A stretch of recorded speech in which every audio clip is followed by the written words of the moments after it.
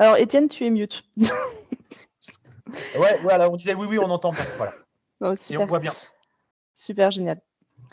Alors, bonjour à toutes. Je m'appelle Marjorie Redon. Actuellement, je suis doctorante à l'Université de Caen.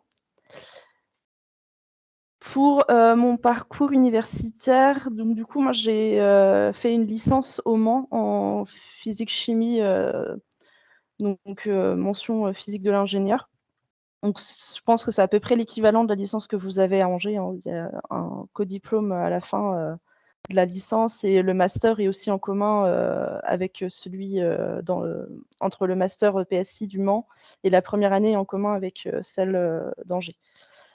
Donc j'ai fait le même master que vous êtes en train de faire ou que vous allez peut-être faire après et actuellement je fais un doctorat en informatique, plus précisément sur le traitement d'images de la tapisserie de Bayeux.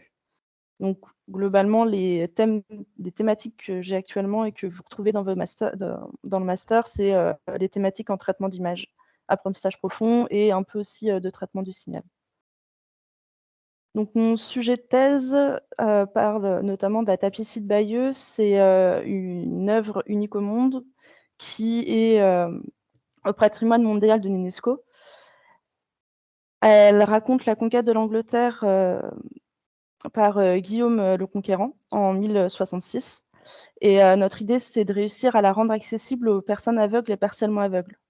Donc à première vue, on pourrait faire ça avec différentes techniques, des techniques audio ou des représentations tactiles. Nous, on se base plutôt sur des représentations tactiles actuellement. Du coup, le but, c'est de réussir de passer d'une image à une impression en 3 dimensions. Pour ça, on passe par 2 étapes. Une étape de reconstruction de 3 dimensions des reliefs de la tapisserie et une deuxième étape qui va être du coup de réussir à trouver les éléments par de la détection et de la segmentation d'objets. On a j'ai des collègues qui se sont déjà intéressés à la reconstruction en 3 dimensions de la tapisserie par des techniques de stéréophotométrie. Donc pour ceux qui ne savent pas ce que c'est assez simple. On va avoir un objet, une caméra qui est fixe et un éclairage qui va varier notamment d'angle lumineux. Donc des flashs lumineux, on va se retrouver avec un lot d'images et par un petit peu de physique, on va réussir en fait à reconstruire le 3D. Sauf que la tapisserie est très grande et assez impressionnante puisqu'elle fait 70 mètres de long sur 50 cm de haut. Donc faire des acquisitions de données sur l'entièreté de la tapisserie, ça coûte pas mal de temps et d'énergie.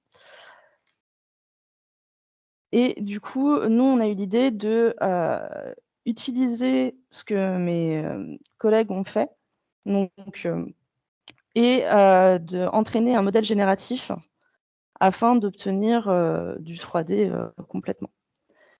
Donc l'idée, c'est le principe de Gann. Donc, pour ceux qui sont M2, vous avez peut-être déjà vu ça avec Monsieur Rousseau.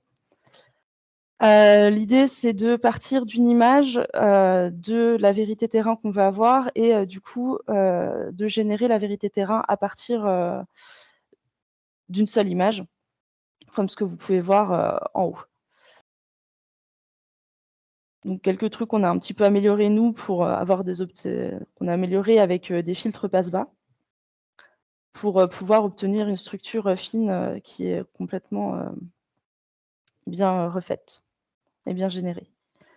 Donc on a généré l'entièreté du panorama de la tapisserie de Bayeux. Si vous voulez, vous pouvez flasher le QR code pour voir à quoi ça ressemble.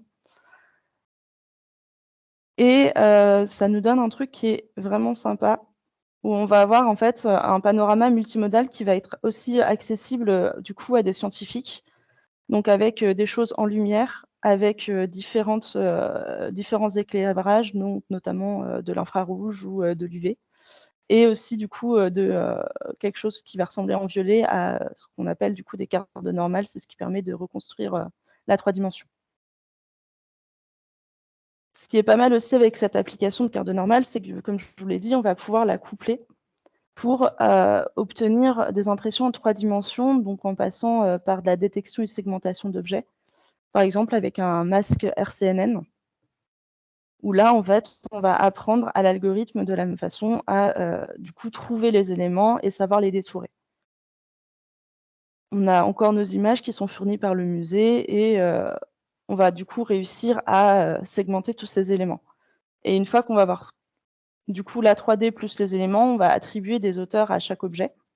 Par exemple, ici vous avez la comète de Halley et on va nous dire: «Bon, cette comète elle est assez importante, on veut bien, faire comprendre qu'elle est présente» et on va du coup la mettre à une hauteur un peu plus élevée que, des lettres ou encore, les traits qui constituent, les bandes, de la tapisserie.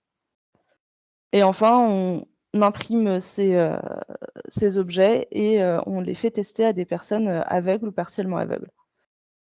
Et le rendu est assez sympa. Les retours sont aussi, très cool, notamment, les personnes, nous disent que, nos supports sont sont très, pratiques, que, il faut pourtant faire attention à quelques éléments comme, le fait, d'avoir, des micro-reliefs, donc de la texture, bien marquée pour qu'on puisse les sentir au toucher.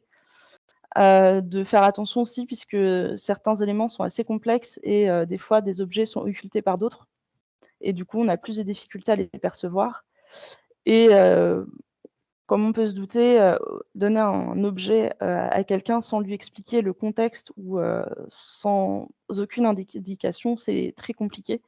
Donc on est parti sur des objets tactiles, mais les audiodescriptions restent, indispensables, en fait, à ces éléments, pour pouvoir les observer et savoir, ce qu'on touche. Et je vous remercie de votre attention.